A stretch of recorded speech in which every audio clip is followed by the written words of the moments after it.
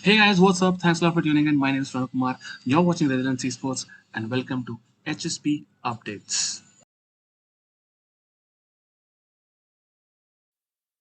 Hardware updates. If you've been experiencing any stuttering issues on your AMD PC, you should check out your motherboard's support page to see if there are any new BIOS available. A new AGESA version 1207 is intended to address this performance issue with some Windows PC so it could iron out any problems you're experiencing. This specific stuttering issue has been reported since earlier this year and was later determined to be related to the Firmware Trusted Platform module FTPM, which is a key part of Windows 11 system requirements. If you want a full technical breakdown of what's going on, AMD attributes it to a system intermittently performing extended FTPM related memory transactions in the SPI flash memory located on the motherboard, which can lead to temporary pauses in the system inactivity or responsiveness until the transaction is concluded. The race is on to see which of the three GPU makers would launch its cards first. The smart bet would be Intel, though for now all indications are that cards won't be competitive from a performance point of view. It's a different story for AMD and Nvidia. Both companies are readying their next gen challengers, but which company would launch first and take the gaming crown?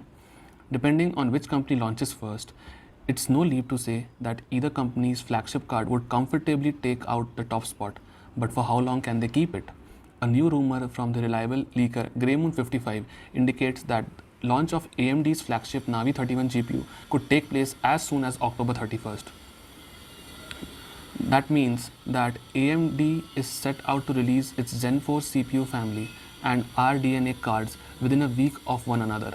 I'd assume Nvidia would look to one up AMD and launch its RTX 40 cards before them. Bragging rights matter.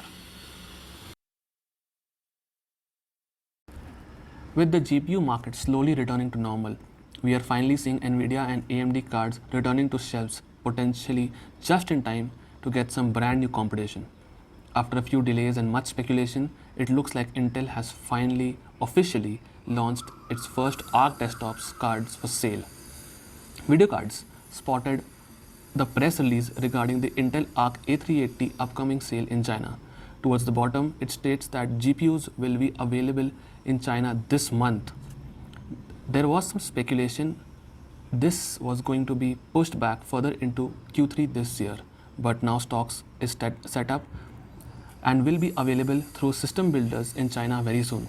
Then moving on to part sellers. According to the press release, it looks like we are set to see these cards in partner devices, first with Acer, Asus, Gigabyte, HP, and MSI, specifically mentioned by name.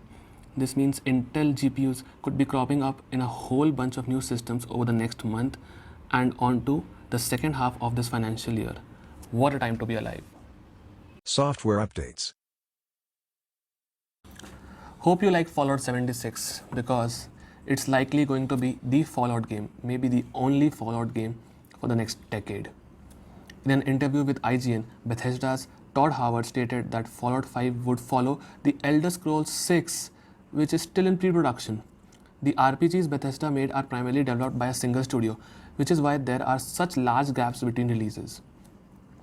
It is a different process than Activision's approach to Call of Duty or how Ubisoft makes Assassin's Creed.